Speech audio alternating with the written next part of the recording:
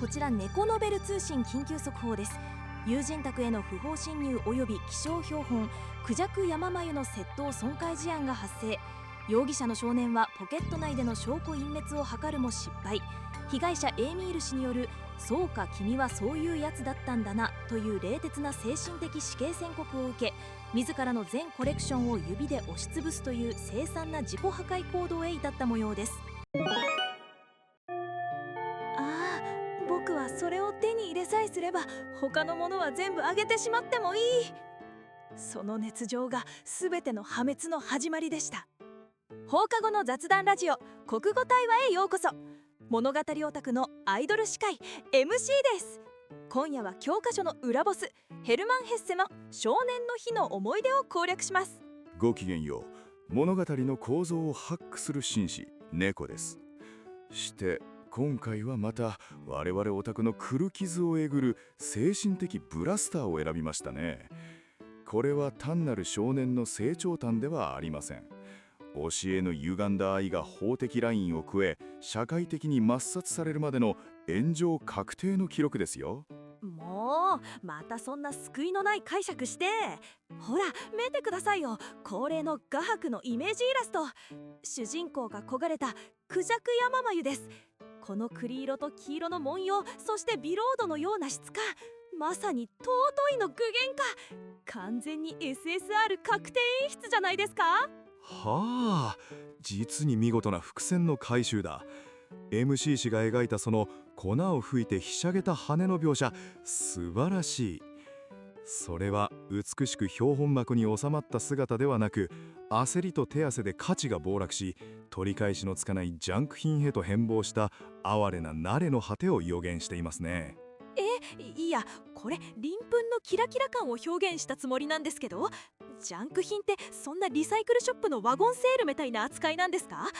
学術的には器物損壊ですが、この物語の真のジャンルはサイコホラーであり、もっと言えば対人関係のリセットを強いられるデスゲームです。 MC 氏の絵にあるポケットのような閉鎖空間が主人公の隠蔽工作と逃げ場のない罪を暗示しているのですよ。ただ虫取りするだけの話だと思ってたのに、なんで積むんですか？怖すぎて逆に気になってきました。それでは早速その恐ろしい真相を確かめに行きましょう。最初のコーナーはこちらです。ではあらすじを見ていきましょう。物語は大人になった私が友人の前でなぜ蝶集めをやめたのか、その重い口を開くところから始まります。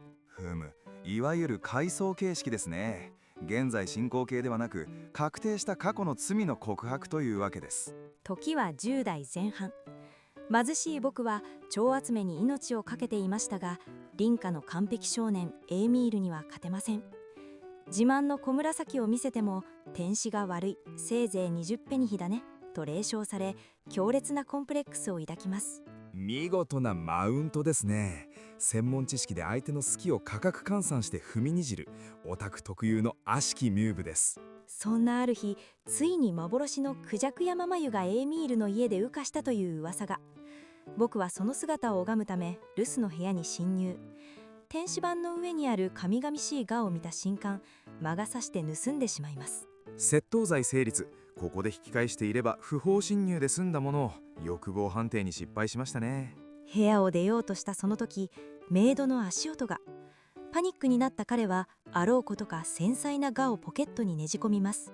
その瞬間、指先に伝わる何かを潰してしまった感触。物理的破壊フラグの回収、最もやってはいけない隠蔽工作です。家で取り出すと美しい羽は無残にちぎれ、指には茶色い鱗粉がべっとり。母に泣きつくと、おもちゃを全部あげてお詫びをしてきなさいと残酷なほど正しい命令を下されます。大人の正論ですが、子供の世界では死んで詫びろと同義です。母上、それは鬼畜な2度ですよ。覚悟を決めて裁縫した彼にエーミールは激怒しませんでした。ただ冷たく破壊された画を見つめ、こう言い放ちます。そうかそうか、つまり君はそういうやつなんだな。罵倒されるよりきつい人格への確定判決。ここで僕という人間の評価値はゼロになりました。どんな償いも拒絶された彼は帰宅し、自分の宝物である蝶のコレクションを一つ一つ指で粉々に押しつぶしてしまいます。こうして彼の少年の日は終わりを告げました。ジスラの手による記憶の抹消。実に合理的かつ救いのないバッドエンドです。はい、これが教科書に載っているトラウマの全貌です。さて、この物語にはある恐ろしい法則が隠されています。続いてのコーナーはこちら。さて、ここからは冷徹に行きます。ところで私、気になります。おや、何ですか改まって。ああ、もう何してんのこの子。あんたバカなん？ 100 歩譲って盗んだんは魔が差したんやからしゃあないとして、なんでポケットに入れるん？急にその大阪のオカンモードになるのはやめてください。心臓に悪い。それはメイドに見つかるのを防ぐための緊急ステルス行動だったわけでして。言い訳無用。ガーやで。潰れるに決まってるやんた。カステラを尻ポケットに入れるようなもんやで。汁出るやん。カステラ？まあ生物学的に言えば体液や脂質を含んだ有機物ですから、布地への汚染リスクは甚大ですが、解釈が物理的すぎませんか？物理やない。洗濯の話をしてんねん。鱗粉なんか繊維に入り込んだら取れへんで。クリーニングぐらいどうすんの？しかもあんた、その手ちゃんと石鹸で洗うたか？ばい菌入るで。衛生管理の指摘。確かに精神的罪悪感よりも先に感染症対策を憂慮するのは合理的ですが、ほんでエイミールの態度も腹立つわ。結構だようやないね。そこで引き下がる息子も息子や。しかし彼は人格ごと拒絶されたわけですから、交渉決裂はやむを得ないのでは？あんたアホか。エイミールがいらん言うても置いてくりゃええねん。これ売ったら金になるから言うて手ぶらで帰ってきてどうすんの？賠償交渉における粘りが足りないと。確かに手ぶらでの撤退は損益分岐点を完全に下回りますね。ほんで最後、一番許されへんのがあれや。自分の蝶々をバリバリ潰して何がしたいん？そこは物語のクライマックス、少年の日の決別という美しい、いやすさんな儀式でして。それお母さんが高いお金出して買うてくれた箱とかピンとかあるんちゃうの？資産価値考えや。資産価値？この文学的シーンにその概念を持ち込みますか？言い訳無用。思い出への決別とかカッコつけてるけどな、ただのヒステリーやないか。エーミールに断られたんやったら近所の金持ちの子に売るとか理科室に寄付するとか再利用の方法なんぼでもあるやろ。リサイクル市場への流出。確かに感情的バイアスで在庫を全廃棄するのは経営判断としては最悪手ですが、ほんま男の子ってこれやからあかんわ。感情で物壊したら後で片付けるおかんの身にもなれや。鱗粉で部屋汚れるやんか。掃除。確かに粉砕された残骸を処理するのはフレーム外にいる母親という名のバックエンドエンジニア。掃除機かける私の気持ち考えたことあるんか？今すぐほうきとちりとり持ってきなさい。すっきりした。戻りましたね。いやもう MC 殿のその実弾視点の批評、ある意味でエーミールより残酷ですよ。界隈が震え上がります。あら、そうですか？アイドルなんでつい生活感が出ちゃいました。さて、この作品が教育現場でどう扱われているのか、次に行ってみましょう。ではコーナータイトルは飛ばして、この物語が教科書に選ばれた真の理由、その裏コードを読み解きましょう。待っていました。その問いを。まず前提を覆しますが、著者のヘルマン・ヘッセ、彼はドイツの文豪ですが、実はこの少年の日の思い出、本国ドイツではそこまで有名な作品ではありません。日本人なら誰でも知ってる国民的文学なのに、本場ではマイナーなんですか？そう、日本だけが戦後70年以上この短編を教科書の聖典として崇めているのです。つまりこれは文学ではない、日本の教育システムが独自に開発したガラパゴス化した絶望のシミュレーターだからです。絶望のシミュレーター？私たち教室でそんな恐ろしい実験台にされていたんですか？その通り。通常の道徳教材は謝れば許される、友情は修復できるという甘いファンタジーを教えます。しかしこの作品は真逆だ。謝っても償っても二度と元に戻らない関係があるという不可逆性を未熟な脳髄に焼き付けるための装置なのです。うわ、確かにごめんなさいが通用しない時の胃がねじれるような感覚、大人になっても忘れられません。それこそが教育的意図です。情熱だけで突っ走る人間は冷徹な理性の人間によって管理され、社会的に定義される運命にある。この残酷な階級構造を骨の髄まで理解させるための義務教育最大のショック療法なんですよ。ひどい、純粋な気持ちを踏みにじるなんて。でもだからこそ二度とあんな思いはしたくないって必死に大人になろうとした気もします。イグザクトリー。これは文学的な感動を与えるものではなく、社会的な死を避けるための生存マニュアルなのです。教室で我々はヘッセを読んでいたのではない、罪の盤面を学習させられていたのですよ。教科書がまさか人生の地雷犯マップだったなんて、見方が180度変わりました。では現代の読者はこの地雷をどう踏み抜いているのか。続いては最後のコーナーです。キンコンカンコン。あ、そろそろ放課後のチャイムが鳴りそうですね。先生に見つかる前に教科書を閉じて雑談タイムといきましょうか。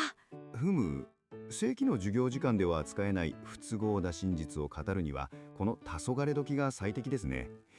さて MC 氏、この少年の日の思い出という陰鬱なログですが、現代の界隈ではどう評価されているかご存知ですか？ネットの評価ですか？やっぱりエーミールが嫌なやつっていう意見が多いんじゃないですか？見下すような目、夢に出そうですもん。解釈が古いですよ。令和のタイムラインにおいてエーミールは再評価されています。彼のあの態度は現代でいう究極の塩対応であり、厄介なファンに対する適切なアンチハラスメント対策として称賛されているのです。塩対応が称賛？あれがですか？そうかそうかって言われただけで私のメンタルは粉砕骨折したんですけど。 MC 氏のメンタル強度が低いだけです。考えてもみなさい。彼は同担拒否のガチ勢です。そこにマナー違反のにわかが僕も蝶が好きなんですと突撃してきた。現代なら即座にブロック、あるいは晒しすでに誘導してキャンセルカルチャーの餌食にするのが定石でしょう。うわー、晒し。確かにエーミールに拡散されたらハッシュタグクジャク山眉破損でトレンド入りして、主人公の人生が詰む未来が見えます。そう、まさに詰んだのです。ちなみに MBTI 診断で言えばエーミールは典型的な ISTJ、 対する主人公は感情で動く INFP の不健全状態。この2人は最初から相性最悪のバグだったのですよ。対話で解決するなど不可能です。 MBTI で相性診断しないでください。でも言われてみれば論理のエーミールに感情でぶつかって玉砕する構図、すごく今っぽくてしっくりきちゃいました。でしょ？さて、ここからはさらにディープな話をしましょう。実は私、最近昆虫食グルメの界隈にハマっていましてね。その専門的な視点から言わせてもらうと、この物語には致命的な損失があるんです。損失ってやっぱり貴重な標本を壊しちゃったことですよね。資産価値的な。いいえ、違います。鮮度の損失ですよ。クジャク山眉、特にその腹部には上質な脂質がたっぷりと蓄えられているんです。主人公がポケットの中で潰した時の指に粘りついたという描写、あれは極上の旨味成分が流出した証拠なんですよ。は？猫さん、今何をおっしゃって？ですから標本になんてせずにあの場で素揚げにして塩を振ればよかったんです。エーミールと2人でこの腹の部分はクリーミーだねとシェアすれば、彼らは最高の食のパートナーになれたはずなんです。それを潰して捨てるとはフードロスにも程がある。いや待って蝶々ですよ。食べるわけないじゃないですか。どこのサバイバル番組ですか？おや、 MC 氏は知らないのですか？長野県の一部では蚕のさなぎは貴重なタンパク源です。山眉ガも同系統の味が期待できる。美意識なんて腹の足しになりません。君はそういうやつだと言われる前に、君これどう調理する？醤油？バターソテー？と聞けば世界線は変わっていたのです。変わりませんよ。そんな世界線エーミールが一番嫌がるわ。もう猫さんの話聞いてたらなんだかお腹空いてきちゃった。じゃなくて気持ち悪くなってきました。やれやれ、これだから食わず嫌いは実にもったいない。そういえばもったいないといえば、著者のヘルマン・ヘッセ自身もなかなか服をもったいながる人間だったそうですよ。服をもったいながる？どういうことですか？ヘッセは自然回帰主義者でしてね、庭仕事をする際彼は好んで全裸になっていたというレコードがあります。つまり我々が読んでいるあの繊細な心理描写はすっぱだかで土いじりをしていたおじさんによって書かれた可能性があるのです。全裸で庭仕事？はあ？ええ、ヌーディズムこそが真理だと信じていた時期がありまして、おや MC 氏は顔色が。あんたほんまに言うてんの？ちょっとヘッセさん何してんの？あんたバカな？庭で裸って近所の人見てはるやろけ。通報されるで。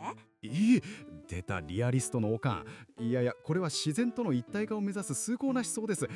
崇高もへったくれもあるか。庭にはな、蚊もおれば毛虫もおるんやで。変な草でかぶれたらどないすんの？直射日光なめんといてシミになるで。紫外線はお肌の敵や。皮膚科学的リスクの指摘ごもっともですが、文学的ロマンが。ロマンで飯は食えへんし、ロマンで虫刺されば治らへんの。服着なさい。最低でも長袖長ズボン、軍ともしなさい。あと帽子。熱中症になったら救急車呼ぶの大変なんやからね。はい、グーの音も出ない完全論破。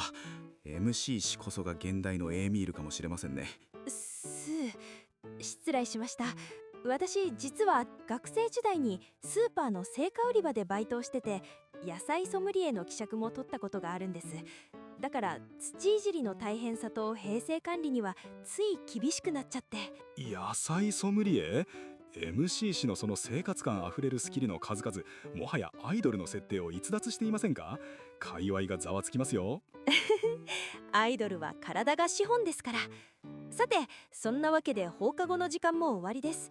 ヘッセ先生の意外な一面と虫の味じゃなくて命の重みを感じながら今日はお別れしましょう。命の重みでしたけどね。それではまた次の物語という名の迷宮でお会いしましょう。合言葉はいつものやつで。せーの。にゃん。